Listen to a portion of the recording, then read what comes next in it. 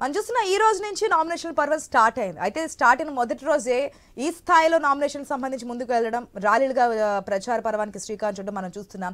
తెలంగాణకు సంబంధించి ఏ విధంగా నడుస్తుంది నామినేషన్ పర్వం అనేది తెలియజేయడం మా ప్రతినిధి ప్రశాంత్ సిద్ధంగా ఉన్నారు. Good afternoon Prashant. ఈ రోజు నుంచి ఇంకా ప్రచార పర్వం హీట్ పెంచుతున్నట్టుగా మనకు తెలుస్తోంది. మొదటి రోజే ఈ రోజు రేపు కూడా మంచి రోజులు కావడంతో నేతలు ఆసక్తి చూపిస్తున్నారు నామినేషన్స్ వేయడానికి. మరి తెలంగాణ స్టేట్ కి సంబంధించిన డీటెయిల్స్ ఏ విధంగా ఉన్నాయి? మొత్తానికి పార్లమెంట్ ఎన్నికల నగారా మోగింది. నేటి నుంచి తెలుగు రాష్ట్రాలలో నామినేషన్ల ప్రారంభమయ్యి 25వ తేదీ వరకు కొనసాగనుంది. ముఖ్యంగా ఆ పార్లమెంట్ ఎన్నికలకు సంబంధించి దేశవ్యాప్తంగా 4వ విడత ఎన్నికల్లో భాగంగా తెలుగు రాష్ట్రాల్లోనే 79 పార్లమెంట్ స్థానాలకు ఈ యొక్క ఎలక్షన్ సంబంధించినటువంటి నామినేషన్ల ప్రక్రియ నేటి నుంచి ప్రారంభం కానుంది. ప్రతిరోజు కూడా ఉదయం 11 గంటల నుంచి 3 గంటల వరకు నామినేషన్లను స్వీకరించడానికి ఏర్పాట్లు చేశారు. అన్ని పార్లమెంట్ ఆర్ఓలకు సంబంధించి ప్రత్యేక ఏర్పాట్లు కూడా చేయడంతో అయితే అభ్యర్థులు తమ భవితవ్యాన్ని నిర్ణయించుకోవడం కోసం ఆయా పార్టీల యొక్క పార్టీ క్యాండిడేట్లను కూడా ఇప్పటికే తెలంగాణలో అయితే ముఖ్యంగా ప్రకటించుకున్నారు. దీంతో ఆ అభ్యర్థులు ఆ పార్టీల యొక్క క్యాడర్ తోటి భారీ ఎత్తున నామినేషన్ వేసి బల ప్రదర్శించుకోనున్నారు. 25 నామినేషన్ల ప్రక్రియ ముగిసిన అనంతరము స్క్రూటినీ ఉంటుంది. స్క్రూటినీ తర్వాత విస్తృత స్థాయిలో ప్రచారం అనంతరము 11వ తేదీన ఎన్నికల కోడ్ ముగుస్తుంది. 12 గ్యాప్ తర్వాత 13న పోలింగ్ జరుగుతుంది. ఆ యొక్క పోలింగ్ కోసం అయితే ప్రధాన పార్టీలు తెలంగాణలో ముఖ్యంగా అయితే అటు కాంగ్రెస్, బీజేపీ, బీఆర్ఎస్ 3 ప్రధాన పార్టీలు తమ అభ్యర్థులను ప్రకటించుకొని ముందుకు ప్రచారానికి ముందుకెళ్తున్న పరిస్థితి. ఇప్పటికే సన్నాహక సమావేశాల్లో అటు అభ్యర్థులు ఇటు పార్టీ నేతలంతా కూడా నిమగ్నమై ఉన్నారు. దీంతో ఇప్పటికే వాతావరణం హీటెక్కినట్టు కనిపిస్తుంది. ఈ రోజు నుంచి మరింత స్పీడ్ తో పార్టీలంతా కూడా ప్రచారంలో దూసుకుపోనున్నాయి. ఇక నుంచి కూడా రాజకీయ వ్యాఖ్యలు కావచ్చు, ప్రత్యర్థుల పైన మాటల యుద్ధాలు కూడా కొనసాగుతాయి. దీంతో అయితే ఇప్పుడు మాటల యుద్ధం ప్రారంభమవుతుందని అనుకోవచ్చు ఆశ. మొత్తానికి తెలంగాణలో అయితే వాడి వేడిగా రాజకీయం సాగుతుంది. మొన్ననే అసెంబ్లీ ఎన్నికలు 4 నెలల క్రితమే ముగిసిన తరుణంలో అటు బీఆర్ఎస్ గవర్నమెంట్ పోయి కాంగ్రెస్ గవర్నమెంట్ కొత్తగా వచ్చింది. కొత్త ఉత్సాహంలో కాంగ్రెస్ గవర్నమెంట్ ముందుకు సాగుతుంటే దేశం మొత్తం కూడా ఆప్కీ బార్ 400 పార్ అనే నినాదంతో బీజేపీ శరవేగంతో దూసుకొస్తుంది. ఈ నేపథ్యంలో ఈసారి ఎన్నికలైతే పోటాపోటీగా జరిగే అవకాశం ఉంది Asha. Right Prashant, thanks for the update. Yes, మనం చూస్తున్నాం 2 తెలుగు రాష్ట్రాల్లో కూడా నామినేషన్ జాతర అయితే మొదలైంది. ఆర్ఓ ఆఫీసులకు అభ్యర్థులు తరలి వెళ్తున్నారు. ప్రచార పర్వంగా ర్యాలీగా కూడా వెళ్తున్నారు. సాధారణంగా మనం చూస్తూనే ఉంటాం. తెలంగాణ విషయానికి వద్దాం. మొదటిగా తెలంగాణలో ఏ విధంగా అభ్యర్థులు నామినేషన్ సంబంధించి ముందుకెళ్తున్నారు ఏంటనే డీటెయిల్స్ తెలియజేయడానికి మా ఇన్పుట్ ఎడిటర్ శ్రీకాంత్ సిద్ధంగా ఉన్నారు. Good afternoon Srikanth. మనం చూస్తున్నాం అసెంబ్లీ ఎలక్షన్స్ లోనే నామినేషన్స్ వేయడానికి మంచి రోజు చూసుకొని లాస్ట్ డే వరకు కూడా చూసుకొని నెక్స్ట్ సెట్ వేయడానికి కూడా ముందుకెళ్ళినటువంటి పరిస్థితి. ఈసారి లోక్సభ ఎలక్షన్స్ ప్రతి పార్టీ ప్రతి ఒక్క అభ్యర్థి కీలకంగా తీసుకున్నటువంటి పరిస్థితుల్లో ఈ రోజు రేపు కూడా మంచి రోజులు కావడంతో ఈ రోజు నుంచే స్టార్ట్ చేసినట్టు తెలుస్తుంది నామినేషన్ సెట్స్ దాఖలు చేయడానికి. సో తెలంగాణ వ్యాప్తంగా ఉన్నటువంటి హడావిడి లేదా నామినేషన్ సంబంధించిన డీటెయిల్స్ ఏ విధంగా ఉన్నాయి? Good afternoon. సో మీరు అన్నట్టు నిజానికి అంటే అటు ఆంధ్రప్రదేశ్, తెలంగాణ ఈ 2 రాష్ట్రాల్లో 4వ దశలో అంటే 4th ఫేజ్ లో ఎన్నికలు జరగబోతున్నాయి. అటు ఏపీ విషయానికి వస్తే లోక్సభతో పాటు శాసనసభ కూడా ఎన్నికలు జరగబోతున్నాయి. ఇటు తెలంగాణ విషయానికి వస్తే 2023లో ఎన్నికలు జరిగాయి, శాసనసభ ఎన్నికలు. దాంట్లో భాగంగా కాంగ్రెస్ పార్టీ విజయం సాధించింది. ఇప్పుడు లోక్సభ ఎన్నికలు జరగబోతున్నాయి. సో ఈ లోక్సభ ఎన్నికల్ని కూడా అన్ని పార్టీలు ప్రతిష్టాత్మకంగా తీసుకున్నాయి. ఎందుకంటే కేంద్రంలో వాయిస్ వినిపించాలి అంటే బీఆర్ఎస్ పార్టీ ఒక తెలంగాణ అస్తిత్వం ఉన్నటువంటి పార్టీ, ఆ పార్టీ కూడా అంతే ముఖ్యం. మరోవైపు రాష్ట్రంలో అనూహ్యంగా అధికారంలోకి వచ్చింది కాంగ్రెస్ పార్టీ. ఈ పార్టీకి ఈసారి అధికారంలో ఉన్నారు కాబట్టి ఎంపీ స్థానాలు కూడా అంతే ముఖ్యంతో పాటు జాతీయ పార్టీ కాబట్టి. మరోవైపు కేంద్రంలో భారతీయ జనతా పార్టీ ఉంది. చాలా బలంగా గెలుపు అవకాశాలు ఉన్నటువంటి క్రమంలో ఈసారి తెలంగాణలో కూడా భారతీయ జనతా పార్టీ అదృష్టాన్ని పరీక్షించుకోబోతోంది. సో మీరు అన్నట్టు నవమి తర్వాత ఈరోజు దశమి, రేపు ఏకాదశి. ఈ 2 రోజులు కూడా చాలా ముఖ్యం. రాజకీయాల్లో ఈ సెంటిమెంట్స్ ని చాలా ఫాలో అవుతూ ఉంటారు, మంచి ముహూర్తాలు చూసుకుంటూ ఉంటారు. సో ఈ ముహూర్తాల ప్రకారం వాళ్ళు నామినేషన్ సెట్స్ వేస్తూ ఉంటారు. ఇప్పటికే ఇందాక ఆశ మీరు చెప్పినట్టు ఆర్ఓ ఆఫీస్లో క్యూ కడుతున్నారు. ఈ రోజు రేపు. సో ఇప్పటికే ఈ రోజు ఈటెల రాజేందర్ నామినేషన్ వేయబోతున్నారు. అటు భారతీయ జనతా పార్టీ నుంచి డీకే అరుణ కూడా ఇప్పటికే ఆర్ఓ ఆఫీస్ కు చేరుకుంటున్నారు. ఇంకా తెలంగాణ వరంగల్ జిల్లాకు సంబంధించి కానీ మిగతా జిల్లాలో కూడా ఈ రోజు వేస్తున్నారు. కరీంనగర్, నిజామాబాద్ లాంటి జిల్లాల్లో రేపు నామినేషన్లు పడనున్నాయి. సో ఈ రోజు రేపు ఈ 2 రోజులు మాత్రం చాలా కీలకమైనటువంటి అభ్యర్థులంతా కూడా నామినేషన్లు వేస్తున్నారు. సో రేపు ఇంకొంచెం మనం ఎక్కువ ఎక్స్పెక్ట్ చేయొచ్చు. రేపు అటు ఏపీలో చంద్రబాబు నాయుడు కానీ లేదంటే మిగతా ఇటు తెలంగాణ విషయానికి వస్తే కీలకమైనటువంటి నాయకత్వం భారతీయ జనతా పార్టీ కానీ కాంగ్రెస్ కానీ బీఆర్ఎస్ కానీ రేపు కూడా చాలా మంది నామినేషన్లు వేయడానికి సిద్ధమవుతున్నారు. ఏకాదశి ఒక మంచి ముహూర్తం వాళ్ళందరికీ సెంటిమెంట్ కాబట్టి. సో ఇప్పటికే అటు బీఆర్ఎస్ పార్టీ నుంచి తెలంగాణ భవన్లో విస్తృత స్థాయి సమావేశం కూడా మొదలు కాబోతోంది. కేసీఆర్ అధ్యక్షతన కేసీఆర్ అంటే ఎవరైతే అభ్యర్థులు ఉన్నారో వాళ్ళందరికీ కూడా బీఫామ్లు అందజేయబోతున్నారు. సో వాళ్ళతో పాటు ఖర్చులకు 95 లక్షల రూపాయల చెక్కులు కూడా అభ్యర్థులకు ఇవ్వబోతున్నారు. సో దీంట్లో భాగంగా అటు ఎమ్మెల్యేలు కానీ బీఆర్ఎస్ పార్టీ ఎమ్మెల్సీలు కానీ జెడ్పీ చైర్మన్లు కానీ బీఆర్ఎస్ పార్టీ అగ్రనాయకత్వం మొత్తం కూడా తెలంగాణ భవన్కు చేరుకుంటుంది. మరోవైపు కీలకమైనటువంటి కాంగ్రెస్ కానీ ఇటు భారతీయ జనతా పార్టీ. సో ఈ రోజు ఎక్కువ భారతీయ జనతా పార్టీకి సంబంధించినటువంటి నాయకత్వం కూడా కీలకమైనటువంటి అగ్రనాయకత్వం కూడా ఈ రోజు నామినేషన్లు వేయబోతున్నారు. సో ఈ నామినేషన్లు అనేది చాలా ప్రతిష్టాత్మకంగా తీసుకుంటాయి అన్ని పార్టీలు. ఎందుకంటే వాళ్ళ బలం ఏంటి, వాళ్ళ కార్యకర్తల బలం ఏంటి, అంగబలం అర్ధబలం ఇవన్నీ కూడా ఈ నామినేషన్ ర్యాలీ చాలా భారీగా కొనసాగుతూ ఉంటుంది. ఆటపాటలతోటి కళాకారులతోటి శ్రీకాంత్, నామినేషన్స్ కి టైం వచ్చేసింది కానీ కాంగ్రెస్ పార్టీకి సంబంధించి ఇంకా ఫుల్ ఫ్లెజ్డ్ గా 3 స్థానాలు ఆ విధంగానే పెండింగ్ లో జరిగింది. దానికి సంబంధించి కూడా మనం మాట్లాడదాం. దానికంటే ముందు ఒక చిన్న బ్రేక్ తీసుకున్నద్దాం.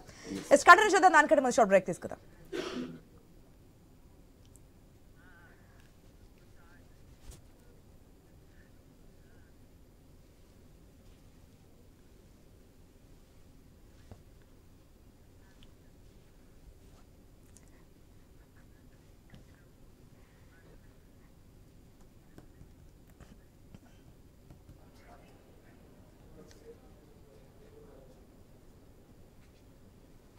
Welcome back.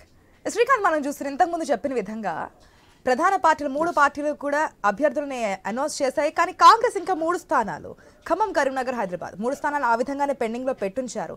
అన్ని పార్టీలు నామినేషన్స్ వేయడానికి ఈ రోజు రేపు మంచి రోజులు అని చెప్పి వెళ్తుంటే ఈ 3 స్థానాలకు సంబంధించి ఇంకా క్వశ్చన్ మార్క్ అట్లా కొనసాగుతుంది కాంగ్రెస్ పార్టీకి సంబంధించి. ఏ విధంగా చూడొచ్చు అంటారు? కాంగ్రెస్ పార్టీలో ఉన్నటువంటి కన్ఫ్యూజన్ కారణం కాంగ్రెస్ పార్టీలో ఉన్నటువంటి అగ్రనాయకత్వం, వాళ్ళకు ఉన్నటువంటి బలమైన నాయకత్వం. అంటే తొందరపడి ఎట్లాంటి టికెట్ ఎవరికి ఇచ్చినా కానీ ఎక్కడ ఎట్లాంటి ప్రాబ్లం ఫేస్ చేయాల్సి వస్తుంది, ఎవరు హర్ట్ అవుతారో అన్నటువంటి ఉద్దేశంతోనే ఈవెన్ మనం చూడొచ్చు కొన్ని స్థానాల్లో కాంగ్రెస్ పార్టీలో ఈసారి టికెట్లు మాదిగలకు అన్యాయం జరిగిందంటూ కూడా కాంగ్రెస్ పార్టీలో నాయకత్వమే చెప్పడం జరిగింది. సో దానికి సంబంధించి కొన్ని టెక్నికల్ ఇష్యూస్ ఉన్నాయి. సో పార్టీ ఇప్పుడు గెలవడం ముఖ్యం, బట్ మిగతా ఎవరైతే సామాజిక వర్గానికి చెందిన వాళ్ళు ఉన్నారో వాళ్ళందరికీ కూడా పార్లమెంట్ ఎన్నికల తర్వాత ఖచ్చితంగా ప్రభుత్వంలో ఏదో ఒక అవకాశం కల్పిస్తాం, కార్పొరేషన్లా లేదంటే ఎమ్మెల్సీలా, సో ఏదో ఒక అవకాశం కల్పిస్తాం అంటూ కూడా వాళ్ళే చెప్తున్నటువంటి పరిస్థితి. బట్ కొన్ని సామాజిక వర్గం, ఫర్ ఎగ్జాంపుల్ మాదిక సామాజిక వర్గానికి అన్యాయం జరిగింది అంటూ కూడా కాంగ్రెస్ పార్టీలో కొంతమంది మాట్లాడుతున్నారు.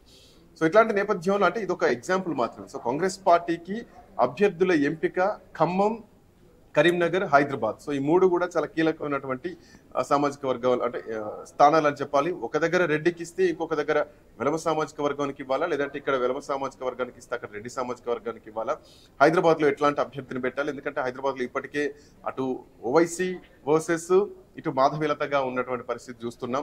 అటు బీఆర్ఎస్ పార్టీ కూడా ఈసారి అభ్యర్థిని పెడుతున్నటువంటి క్రమం కనిపిస్తుంది. గతంలో అక్కడ బీఆర్ఎస్ అభ్యర్థిని పెట్టకపోయినా కానీ సో ఈసారి ఇక్కడ కాంగ్రెస్ పార్టీ ఎంఐఎంతో కొంత సానుకూలంగా ఉన్నా కానీ అక్కడ అభ్యర్థిని పెట్టాల్సినటువంటి అవసరం కాంగ్రెస్ పార్టీకి తథ్యమని చెప్పాలి. ఎందుకంటే అక్కడ బలమైన అభ్యర్థిని పెడితే కనుక ఖచ్చితంగా ఓటు బ్యాంకులో బీజేపీకి వచ్చే ఓటు బ్యాంకును ఎంతవరకు చీల్చగలుగుతారు, ఎంఐఎం మద్దతుగా ఉంటుంది. ఎందుకంటే ఎంఐఎం గతం నుంచి కూడా కాంగ్రెస్ పార్టీతోనే ఉన్నారు. వైఎస్ రాజశేఖర రెడ్డి ముఖ్యమంత్రిగా ఉన్నప్పుడు కూడా ఓవైసీ, వైఎస్ఆర్ ఇద్దరు కూడా ఒక మిత్ర భావంతో వెళ్ళడం జరిగింది. ఆ తర్వాత తెలంగాణ రాష్ట్రం ఏర్పాటు కావడం, ఓవైసీ కేసీఆర్ తో ట్రావెల్ కావడం, కేసీఆర్ ప్రభుత్వం పోయిన తర్వాత ఓటమి పాలైన తర్వాత మళ్ళీ కాంగ్రెస్ తో చట్టపాటాలు వేసుకొని వెళ్తున్నటువంటి క్రమం. బట్ ఇక్కడ ఓవైసీకి ఇబ్బంది కలగకుండా చూడాలన్నటువంటి ఉద్దేశంతో కాంగ్రెస్ పార్టీ ఉంది. At same time Bharatiya Janata పార్టీకి ఓటు బ్యాంక్ ఎక్కువ ట్రాన్స్ఫర్ కావద్దు అన్నది కూడా ఒక ప్రధానమైనటువంటి అంశం. బట్ పోటీలో ఉండాలి తప్ప కాబట్టి ఖచ్చితంగా అక్కడ ఒక అభ్యర్థిని పెడతారు. సో ఇది ఒక టెక్నికల్ రాజకీయంగా ఎంతవరకు పోల్ మేనేజ్మెంట్ చేయగలుగుతాం అన్నటువంటి లైన్ లోనే మనం హైదరాబాద్ స్థానాన్ని చూడొచ్చు. ఇక కమింగ్ టు కరీంనగర్ అంటే ఖమ్మం ఇప్పటికే అలిగిరెడ్డి ప్రవీణ్ రెడ్డి పేరు వినిపిస్తోంది కరీంనగర్ లో. సో ఆయన పేరును పరిశీలనలో ఉన్నారు. అక్కడ ఖచ్చితంగా ఆయనకి టికెట్ వస్తుందన్నటువంటి ఒక ఆశాభావం వినిపిస్తున్నా కానీ పెద్దగా పోటీ ఇచ్చే అవకాశాలు మాత్రం అక్కడ ఎవరు కనిపించకపోయినా. ఇక ఖమ్మం విషయానికి వస్తే గనక భట్టి విక్రమార్క భార్య నందిని, అట్లాగే అటు పొంగులేటి శ్రీనివాస్ రెడ్డి సోదరుడు పొంగులేటి ప్రసాద్ రెడ్డి. సో వీళ్ళిద్దరిలో ఎవరికి ఇవ్వాలి అన్నది మాత్రం అధిష్టానం నిజానికి ఒక తలబట్టుకునేటువంటి పరిస్థితిలోనే ఉంది. ఎందుకంటే అటు పార్టీని ఖమ్మం జిల్లాలో తుమ్మల, పొంగులేటి వీళ్ళు చాలా బలమైనటువంటి నాయకత్వం. సో శ్రీకాంత్, మూడు ఒంటి చేత్తో స్థానాలు పార్టీని ఏదైతే పార్లమెంట్ గెలిపించారు. స్థానాలు ఉన్నాయో ఎప్పుడు అనౌన్స్ చేస్తారు, ఇవాళ రేపు అనే సందిగ్ధంలో కాంగ్రెస్ పార్టీ కూడా ముందుకెళ్తుంది. వెయిట్ చేసి చూద్దాం. కాకపోతే ఆర్ఓ ఆఫీసులు క్యూ కడుతున్నారు. 3 పార్టీలకు సంబంధించి 17 పార్లమెంట్ స్థానాలు ఉన్నాయి. దీనికి సంబంధించి ఒక్కొక్క నాయకులు భారీ ర్యాలీగా వెళ్తున్నారు. ఈసీ ఏమన్నా కొన్ని గైడ్ లైన్స్ కానీ డెడ్ లైన్స్ కానీ పెట్టడం జరిగిందా? ర్యాలీకి సంబంధించి ఇంతమంది మాత్రమే పార్టిసిపేట్ చేయాలి, ఈ గైడ్ లైన్స్ ఉండాలి, ఈ టైంలో మాత్రమే వెళ్ళాలనేది?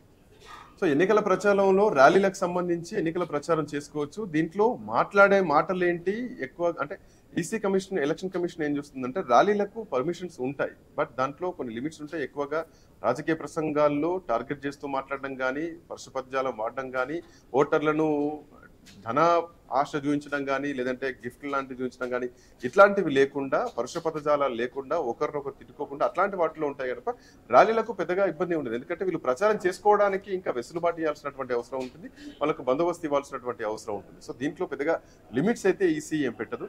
ఎందుకంటే ఇక్కడ ఎలక్షన్స్ ర్యాలీకి పర్మిషన్ ఉంటుంది. ఎన్నికల ప్రచారంలో భాగంగానే ఈ ర్యాలీస్ ను కూడా మనం చూడొచ్చు. అయితే ఈ ర్యాలీస్ ను కూడా అభ్యర్థులు చాలా ప్రతిష్టాత్మకంగా తీసుకుంటా ఉంటారు. కళాకారులు కల్చరల్ సంస్కృతి సాంప్రదాయాలు ఉట్టిపడేలా చూస్తూ ఉంటారు. ఒగుడోలు కానీ, లేదంటే ఇంకా కల్చరల్ యాక్టివిటీస్ కానీ, నృత్యాలతోటి పార్టీ నాయకులు ఒక గెలుపు సంబరం ఎట్లా ఉంటుందో నామినేషన్ ఘట్టాన్ని కూడా అంతే ప్రతిష్టాత్మకంగా తీసుకుంటారు. ఎవరి నామినేషన్ ఘట్టం ఎట్లా ఉంటుందనేది కూడా వాళ్ళు బలం ప్రూవ్ చేసుకోవడానికి కూడా ఈ నామినేషన్ ర్యాలీ అనేది చాలా కీలకమని చెప్పాలి. సో ఎవరు ఎంత ర్యాలీ తీస్తున్నారు, ఎవరు ఎట్లాంటి ర్యాలీలో ఎట్లాంటి కార్యక్రమాలు చేస్తున్నారు, ఇవన్నీ కూడా చాలా కీలకం. సో ఆర్ఓ ఆఫీస్లోకి వెళ్ళిన తర్వాత మహా అయితే 2-3 ఉంటారు తప్ప, సో బయట ఎవరు బలం ఏంటనేది చూపించుకోవడానికి, ప్రజల్లోకి వెళ్ళడానికి ఇది కూడా వన్ ఆఫ్ ద ఒక ఇంపార్టెంట్ థింగ్ లాగానే చూస్తారు. ఇది ఒక మాధ్యమం లాగానే చూస్తారు.